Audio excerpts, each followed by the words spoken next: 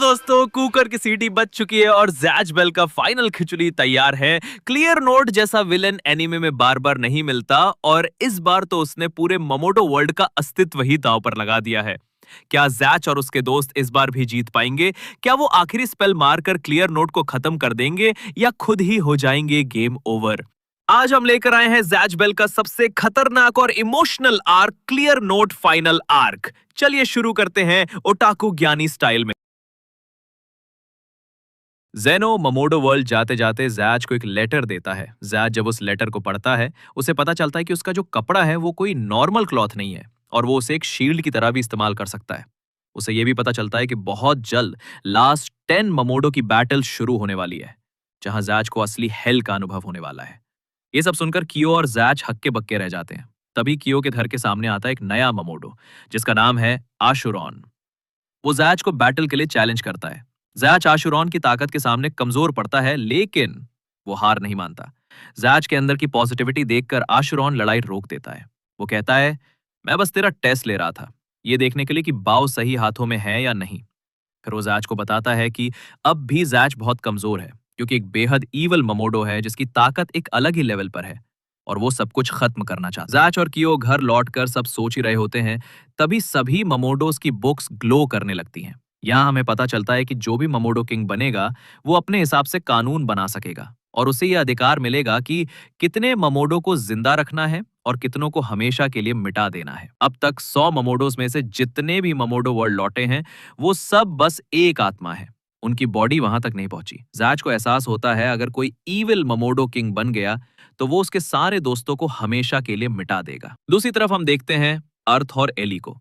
Eli की तबीयत खराब होती है, इसलिए वो रेस्ट कर रही होती है। तभी उन पर हमला कर देता है एक नया ममोडो। वो दोनों वहां से भागकर एक सुनसान जगह पर लड़ाई के लिए पहुंचते हैं। आर्थ और उस नेम ममोडो ग्रॉम के बीच लड़ाई होती है, लेकिन एली की हालत की वजह से वो अपनी पूरी हार्ट एनर्जी इस्तेमाल नहीं कर पाती।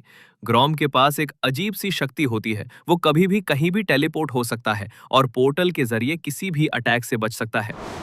ग्रॉम अपना फाइनल अटैक यूज करता है ताकि आर्थ और एली दोनों को खत्म कर दे, लेकिन आर्थ एली को बचा लेता है और उसका बुक जल जाता है। इस वीडियो में हम कॉपीराइट इश्यूज की वजह से मागा पेजेस कम इस्तेमाल करेंगे, लेकिन पूरी कहानी आपको फील कराएंगे जैसे आप खुद वहीं मौजूद हों। जब जैच और कियो को यह सब पता चलता है, वो हैरान रह जाते हैं। तभी वहां फिर से आता है एशुरॉन। वो कहता है, जरूर ये काम ग्रॉम का है, लेकिन उससे भी ज्यादा खतरनाक एक ममोडो है। और तभी एशुरॉन को फ्रांस में एक पावरफुल ममोडो सेंस होता है। पहले तो उसे लगता है कि शायद वही ग्रॉम है, लेकिन जैसे ही पोर्टल खुलता है, वहां से बाहर आता है क्लियर नोट। उसका पावर लेवल इतना ज्यादा होता है कि जमीन तक हिलने लगता है। कियो को जब ये पता चलता है, वो अशरॉन के साथ फ्रांस जाने के लिए तैयार हो जाता है। अशरॉन तब अपने असली ड्रैगन फॉर्म में ट्रांसफॉर्म हो जाता है। अरॉन को लगता है कि उनके पहुंचने तक शायद लड़ाई खत्म हो जाएगी, लेकिन जैज कहता है, ये हमला ब्रागो के ऊपर हुआ है और वो खुद बहुत ज्यादा पावरफुल है। दूसरी तरफ ब्रागो और क्लियर नोट के बीच तगड़ी लड़ाई शुरू हो चुका होता है। क्लियर बिना कोई स्पेल बोले ही ब्रागो के स्पेल को रोकने लगता है। इसके बाद क्लियर अपना सबसे कमजोर दिखने वाला स्पेल रादिसु यूज करता है, लेकिन वो होता है एक अन्नाइहिलेशन स्पेल। जहां भी वो हमला लगता है, वहां सब कुछ सूख जाता है। ब्रागो तब अपना सबसे पावरफुल अटैक करता है, दियोरुदोजी ग्रावेदॉन, लेकिन क्लियर उसे भी इजीली डॉज कर लेता है। एक एक करके ब्रागो की पूरी बॉडी उस स्पेल से इंपैक्ट हो जाता है। शेरी न्यू स्पेल पड़ती है, न्यू बुरुत्सुमा ग्रवीर, बट क्लियर वो अटैक भी अपने स्पेल से नलिफाई कर लेता है। अब सोचो, जिस ब्रागो ने अकेले जोफिस के सभी मैमोडो को धोया था, आज उसी की इतनी बुरी हालत हो रही है। तो सोचो क्लियर नोट कितना ज्यादा ओवरपावर्ड होगा। क्लियर अब फाइनल अटैक राजिया रादिसु से ब्रागो को खत्म करने ही वाला होता है। तभी वहां जैच और अशुरॉन टाइम पर पहुंच जाते हैं। एशुरन जैच को पीछे रहने के लिए कहता है और खुद अपने ड्रैगन फॉर्म में ही क्लियर नोट से भिड़ जाता है। एशुरन जानता था कि कमजोर स्पेल से कुछ नहीं होगा, इसलिए वो शुरू से ही अपने पावरफुल अटैक्स का इस्तेमाल करता है। अब हमें दिखाया जाता है क्लियर नोट का पार्टनर, जो कि एक छोटी सी लड़की होती है। क्लियर उसे एक प्रोटेक्टिव शील्ड में रखता है ताकि उसे कुछ ना हो।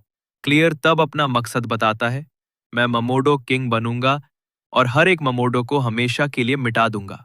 जब एशरॉन थोड़ा थक जाता है, तभी गुस्से में जैच खुद लड़ने लगता है। लेकिन जैच और क्लियर नोट के पार लेवल्स में जमीन आसमान का फर्क होता है। जैच का स्ट्रॉन्गेस्ट स्पेल बाउ जाकिरुगा को पत्ते की तरह फाड़ के राख देता है। क्लियर एक सिंपल सा अटैक करके सिर्फ एशरन का अटैक नहीं रोकता, बल्कि उसके हाथ पे भी एनाइलेशन मैजिक का असर डाल देता है। एशरन अपना वो हाथ काट कर फेंक देता है। कुछ देर बाद जब क्लियर एक फाइनल एनाइलेशन स्पेल से सबको खत्म करने ही वाला होता है, ब्रागो अचानक से अपना स्ट्रॉन्गेस्ट मूव यूज करता है और सबको बचा लेता है। क्लियर हैरान रह जाता है। तभी उसे समझ आता है कि एशरन ने अपना वो कटा हुआ हाथ ब्रागो के सामने फेंक दिया था ताकि उसे बचाया जा सके। एशरन सबको बचाने के लिए खुद को कुर्बान कर देता है, लेकिन मरने से पहले वो करता है अपना स्ट्रॉन्गेस्ट स्पेल, जो क्लियर नोट को गंभीर रूप से घायल कर देता है। अब सिर्फ एक और अटैक से क्लियर को खत्म किया जा सकता था, लेकिन तभी ग्रॉम एक पोर्टल से आता है और क्लियर नोट को बचा लेता है। क्लियर जाते जाते एक आखिरी वार्निंग देता है, मुझे रिकवर होने में 10 महीने लगेंगे, लेकिन उसके बाद मैं तुम सबको नहीं छोड़ूंगा। अब ब्रेगो, जैच, टिया, पोनीगॉन, कंचोमे और उनके पार्टनर्स सभी एक साथ कियो के घर पे इकट्ठा होते हैं और सोचते हैं कि अब क्या होगा। तभी डुफॉक्स आता है और कहता है कि वो सभी को ट्रेनिंग देगा। वो सबके अंदर की ताकत को महसूस करता है और हर किसी के लिए अलग अलग ट्रेनिंग प्रोसेस बता देता है। फिर सब निकल पड़ते हैं अपनी अपनी ट्रेनिंग पर। कुछ महीनों बाद हमें जैच और कंचोमे के बीच एक प्रैक्टिस मैच देखने को मिलता है। यहाँ कड़ी ट्रेनिंग के बाद कंचोमे इतना लेवल अप हो चुका होता है कि वो जैच को आसानी से हरा देता है। ये देखकर जैच और कियो खुद पर भरोसा नहीं कर पाते कि वो कंचोमे के सामने हार गए। इसी तरह धीरे धीरे वक्त बीतता है, क्लियर रिकवर होने लगता है और सब लोग अपनी अपनी ट्रेनिंग में जुड़े रहते हैं। अब तक हमारे पास 9 मामुडो बचे हैं, लेकिन आखिरी वाला कौन है? अगर पता है तो कमेंट करो। अब एंट्री होती है आखिरी मामुडो, पुरियो की, जो कंचोमे से दोस्ती कर लेता है। कंचोमे कसम खाता है कि वो उसे आखिरी लड़ाई तक बचा कर रखेगा। कुछ महीनों बाद अचानक ग्रोम प्रकट होता है। दूसरी ओर पुरियो अब अच्छा हो चुका है। वो कंचोमे के लिए आइसक्रीम लेने बाजार गया था, लेकिन तभी ग्रोम उस पर हमला कर देता है। डरा सहमा पुरियो भागने लगता है। तभी लूपा आ जाती है और ग्रोम वर्सेस पुरियो की जबरदस्त फाइट शुरू हो जाती है। पुरियो हार जाता है। ग्रोम अपना एक स्ट्रॉन्ग अटैक चलाता है उसे खत्म करने के लिए, लेकिन लूपा कहती है, मैं उसकी माँ हूं और माँ अपने बच्चों को कुछ नहीं होने देती। वो पुरियो को किताब के साथ भगा देती है और खुद अटैक के सामने आकर बलिदान देने लगती है, लेकिन तभी कंचोमे आकर उन्हें बचा लेता है। अब कंचोमे अपने नए नए स्पेल्स इस्तेमाल करता है। वो ग्रोम और उसके पार्टनर को बहुत बुरी तरह टॉर्चर करता है। वो लोग पोर्टल से भागना चाहते थे, लेकिन भाग नहीं पाते। असल में ये सब इल्यूजन होता है। ग्रोम पूरी कोशिश करता है बाहर निकलने की, लेकिन वो नाकाम रहता है। कंचोमे उसे बहुत ज्यादा टॉर्चर करता है। ये सब देखकर फूलकोरे को अच्छा नहीं लगता। वो कंचोमे को रोकने लगता है और कंचोमे उसकी बात मानकर ग्रोम को छोड़ देता है और दोस्ती कर लेता है। कंचोमे उसे एक डक वाला पत्थर गिफ्ट करता है, लेकिन तभी क्लियर बेहोशी की हालत में ही इतनी दूर से एक अटैक करता है जो सीधा जाकर लगता है कंचोमे और पुरियो की किताबों पर, और वो जल जाती है। ग्रोम भी वहां से भाग जाता है, लेकिन ग्रोम अब तक कंचोमे को दोस्त मान चुका होता है, तो वो क्लियर को धोखा दे देता है, लेकिन क्लियर उसे आधा काट देता है। ग्रोम किसी तरह भागकर सीधा जैच के पास पहुंचता है और उसे सारी बातें बता देता है। क्लियर की लोकेशन भी बताता है और जैच से रिक्वेस्ट करता है कि उसकी बुक को जला दे ताकि वो ममोडो वर्ल्ड जाकर फिर से नॉर्मल हो सके। अब सारे लोग क्लियर से आखिरी लड़ाई के लिए उसी लोकेशन की तरफ बढ़ रहे होते हैं। द फॉक्स सबको अपना जबरदस्त प्लान समझा देता है। टिया और जैच प्लेन से निकल ही रहे होते हैं, लेकिन तभी क्लियर रिकवर हो जाता है। क्लियर एक न्यू फॉर्म में ट्रांसफॉर्म हो जाता है और वो अपने 3 सबसे खतरनाक शिन स्पेल में से एक लॉन्च कर देता है, एक मिसाइल जैसी विनाशकारी स्पेल।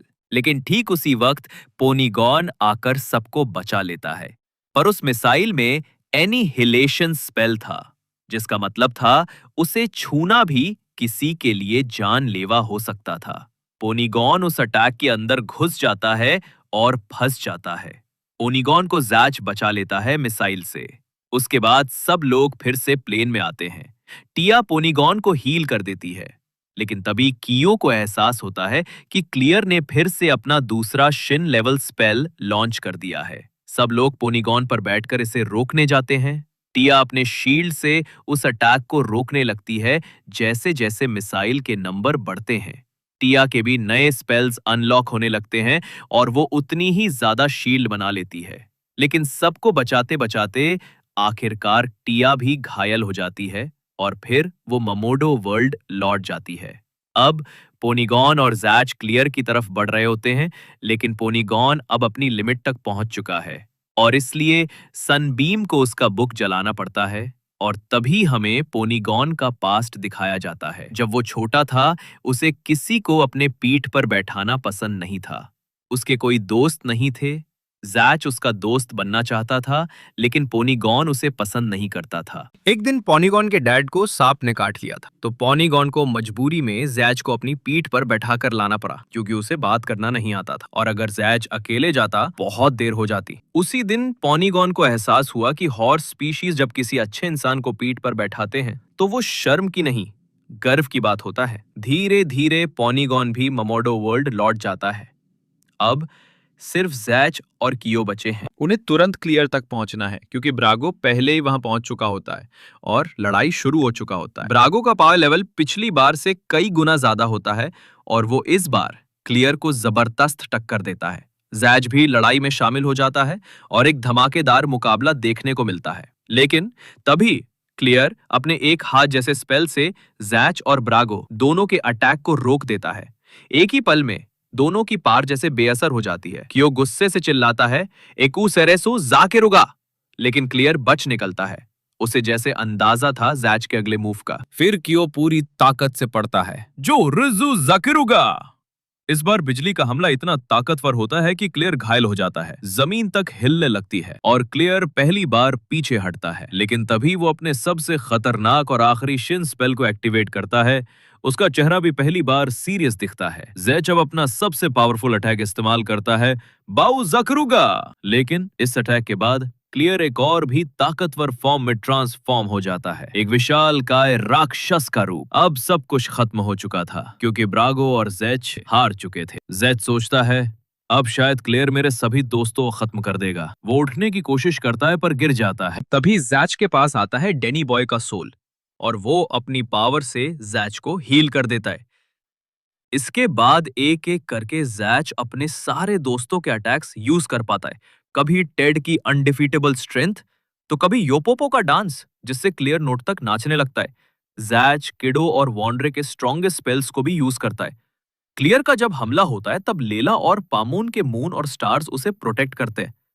टिया का हीलिंग स्पेल जैच और ब्रागो दोनों को हील कर देता है। जब क्लियर स्पेस में भागने की कोशिश करता है तो पोनीगॉन का स्पेल जैच को वही पहुंचा देता है। क्लियर एक ऐसा अटैक लॉन्च करता है जिससे पूरी दुनिया तबाह हो सकती थी, लेकिन तभी कांचोमे का इल्यूजन स्पेल उस अटैक को नलिफाई कर देता है। जोफिस के 1000 साल पुराने मामोडोस और बाकी जितने भी जैच ने अब तक देखे थे, सबके सब आते हैं जैच को अपनी पावर देने। यहाँ जैच का खुद का भाई जेनो भी उसके साथ खड़ा होता है। जैच की बुक दोबारा गोल्डन बन जाता है और कियो पढ़ता है वो अल्टीमेट स्पेल, गोल्डन शिन बेरुवन बाओ जाकेरुगा। 3 सिर वाला एक गोल्डन ड्रैगन निकलता है और क्लियर को पूरी तरह एक्सप्लोड कर देता है। कुलुलू की सोल क्लियर के पार्टनर की जान बचा लेती है और इसी तरह क्लियर नोट हार जाता है और दुनिया बच जाती है। कुछ महीनों बाद अब सिर्फ 2 ममोडोस बचे हैं, जैच और ब्रागो। उनका फाइनल बैटल होता है। जैच और ब्रागो के बीच घमासान मुकाबला होता है। शुरुआत में तो दोनों बराबरी की टक्कर दे रहे थे,